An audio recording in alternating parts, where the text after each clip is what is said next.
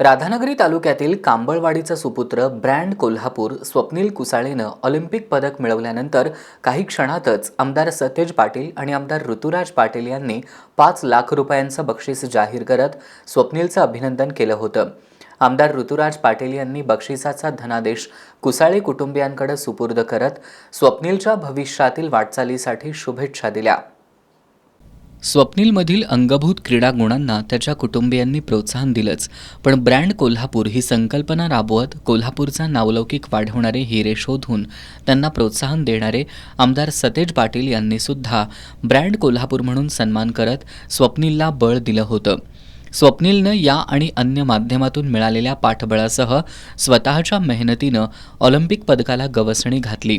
त्यानंतर लगेचच आमदार सतेज पाटील आणि आमदार ऋतुराज पाटील यांनी 5 लाख रुपयांचं बक्षीस जाहीर करत स्वप्नीलचं अभिनंदन केलं। आज आमदार ऋतुराज पाटील यांनी स्वप्नीलचे वडील सुरेश कुसाळे आणि आई सरपंच अनिता कुसाळे यांची भेट घेत बक्षीस रक्कमेचा धनादेश त्यांच्याकडे सुपूर्द केला।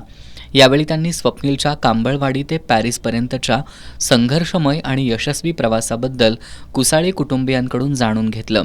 आमदार ऋतुराज पाटील यांनी पद्मश्री डॉक्टर DY पाटील दादा हे स्वतः पैलवान होते। त्यांच्यापासून पाटील घराण्यानं क्रीडा क्षेत्रात धडपडणाऱ्या लोकांना पाठबळ दिलं असून आमदार सतेज पाटील यांच्या संकल्पनेतील ब्रँड कोल्हापूर उपक्रम त्याचंच व्यापक स्वरूप असल्याचं सांगितलं। प्राचार्य डॉक्टर महादेव नरके यांनी ब्रँड कोल्हापूर म्हणून स्वप्नीलचा सन्मान झाल्याची आठवण सांगितली।